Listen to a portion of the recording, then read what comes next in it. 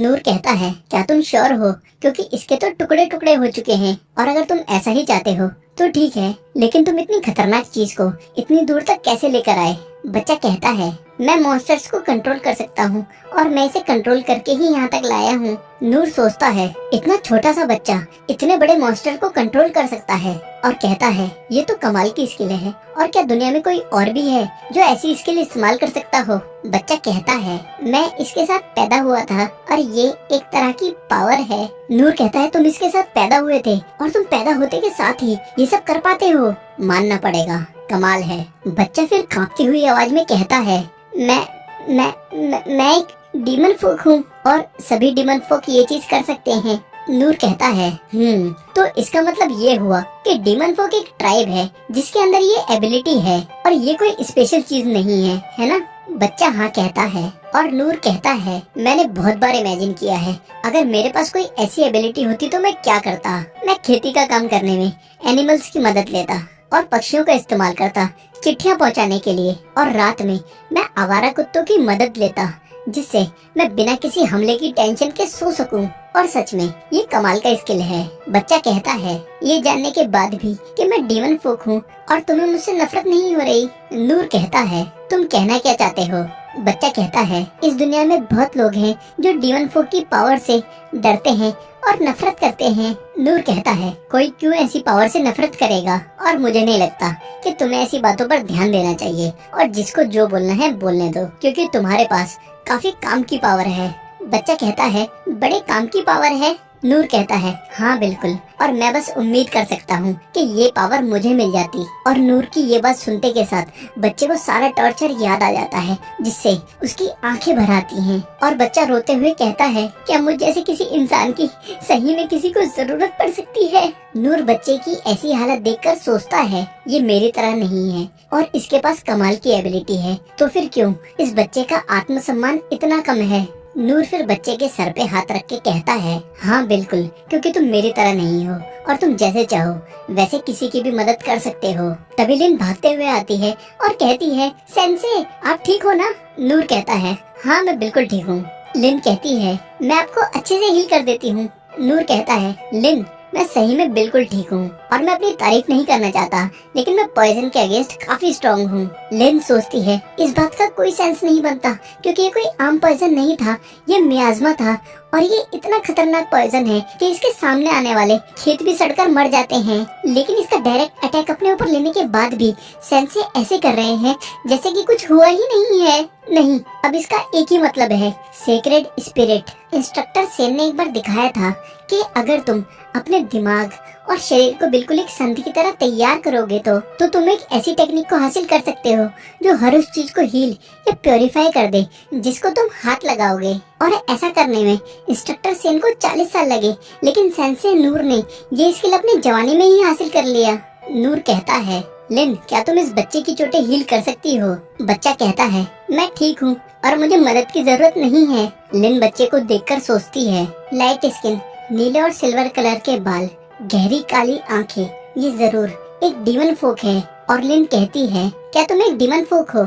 नूर कहता है, हाँ एक डीमन फोक, और लिन तुम्हें इन चीजों के बारे में अच्छे से पता है। लिन कहती है, सेंसे ये सब जानते हुए भी आप इस बच्चे के साथ क्या करना चाहते हैं? नूर कहता है, मैं तो ये चाहता हूँ कि हम इस बच्चे को अपने साथ ले जाएं। लिन ये सुनकर सरप्राइज हो जाती है और इनेस कहती है, नूर तुम ऐसा नहीं कर सकते। लिन सोचती है, काफी देशों में डीमन फोक को देखते के साथ मारने का ऑर्डर है। लिन पूछती है, सेंसे क्या आप सही में ऐसा करना चाहते हो? और ये डीमन फोक बच्चा अपने साथ इस मॉन्स्टर को लेकर रॉयल कैपिटल जा रहा था। नूर कहता है, हाँ ये बहुत दुख की बात है कि गेहूं का खेत बर्बाद हो गया, इसलिए अपना काम पूरा नहीं कर सकता और जहरीले मेंढक को अपने साथ नहीं ले जा सकता। ये सुनते ही लिन और इन्हें सरप्राइज हो जाती हैं और लिन सोचती है, ये बस एक बच्चा है, लेकिन फिर भी ये बहुत खतरनाक है। नूर बच्चे से पूछता है, तुमने कहा था कि इस काम के लिए तुमने किसी को प्रॉमिस किया है, और क्या तुम बता सकती हो ये काम तुम्हें किसने दिया है? बच्चा कहता है, मुझे नहीं पता और उन्होंने मुझे कुछ नहीं बताया। इनेस कहती है, बात छुपाने से कोई फायदा नहीं है और अच्छा होगा अगर तुम सच बता दो। बच्चा कहता है, मुझे सही में कुछ नहीं पता और मुझे इसी तरीके से पाला गया है। इनेस सोचती है, इस बच्चे को देखकर साफ पता चलता है कि ये एक गुलाम है और हमारे देश में किसी को भी गुलाम बनाने पर पाबंदी है, लेकिन सभी देशों में ऐसा नहीं होता और लगता है इस बच्चे को सोल्जर बनाकर गलत तरीके से फायदा उठाया जा रहा है। इनेस पूछती है, क्या वापस जाने के लिए तुम्हारे पास कोई जगह है? बच्चा कहता है, आधे रास्ते तक मेरी आंखों पर पट्टी बंधी हुई थी, इसलिए मुझे नहीं पता कि जिस सिटी में मैं था वो कहाँ पर है। नूर कहता है, क्यों ना हम इसे किसी पास की सिटी में ले जाकर छोड़ दें। नूर की ये बात सुनकर लिन सोचती है, पापा ने मुझे कितनी बार बताया है कि अफवाहों पर यकीन ना करके अपनी आंखों पर यकीन करो, और इस बच्चे को देखकर ऐसा नहीं लगता कि ये किसी इविल रेस से है। और मैंने ये नोटिस नहीं किया कि ये बस एक बच्चा है जिसके पास जाने के लिए कोई जगह नहीं है। ऐसी छोटी सोच की वजह से मुझे खुद पर शर्म आनी चाहिए। नूर पूछता है, तुम्हारा क्या नाम है? बच्चा कहता है, मेरा नाम रोलो है। नूर कहता है, अच्छा नाम है रोलो, छोटा सा नाम है और याद करने में भी आसान है। लिन इनेस से कहती है, क्या हम इस बच्चे को अपने साथ ले जा सकते हैं? इनेस कहती है, लेडी लिंडबर्ग, मैं आपकी फीलिंग समझती हूँ, लेकिन ऐसा नहीं हो सकता। नूर कहता है, अगर घोड़ा गाड़ी में जगह की कमी है तो ये मेरी जगह पर आ सकता है। इनेस कहती है, ये प्रॉब्लम नहीं है और हम होली थियोक्रेसी ऑफ मित्रा में जा रहे हैं और डीमन फोक्स को होली थियोक्रेसी ऑफ मित्रा में आने की परमिशन नहीं है, इसलिए इसको अपने साथ ले जाना मुश्किल है। लेकिन अगर हमने इसे ऐसे ही छोड़ दिया तो ये सर्वाइव नहीं कर पाएगा। लिन सोचती है, अगर हम इस बच्चे को अपने साथ ले गए तो हमें मित्रा का दुश्मन समझा जाएगा और हम पर हमला हो जाएगा। तभी एक आवाज आती है, मुझे इस बात की उम्मीद नहीं थी।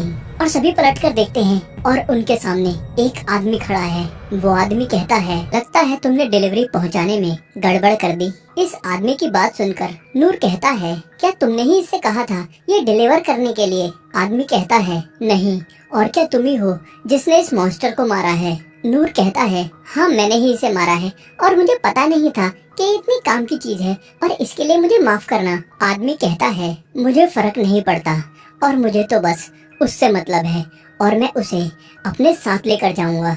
नूर कहता है, क्या तुम रोलो को लेने के लिए आए हो?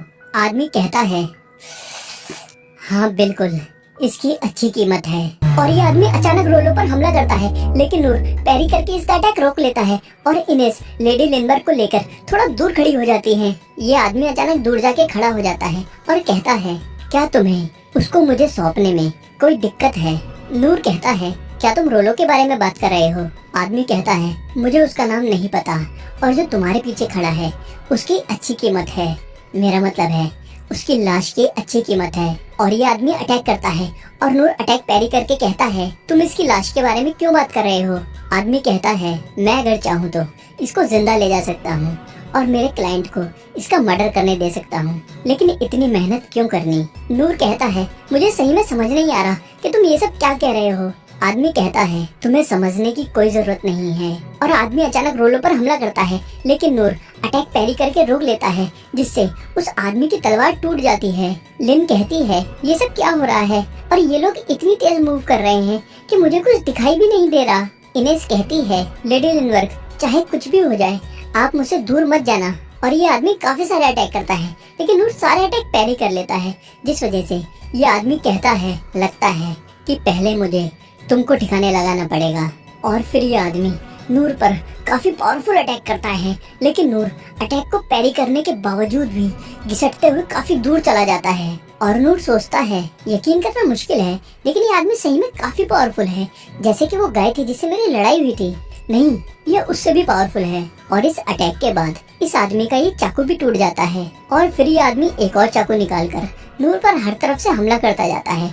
और नूर सोचता है, मैं सिर्फ इसके अटैक ब्लॉक कर सकता हूँ और रोलो को प्रोटेक्ट करते हुए अगर मैं इससे लड़ता रहा तो मैं जल्द ही थक जाऊंगा। और ये आदमी कहता है, तुम मरते क्यों नहीं हो?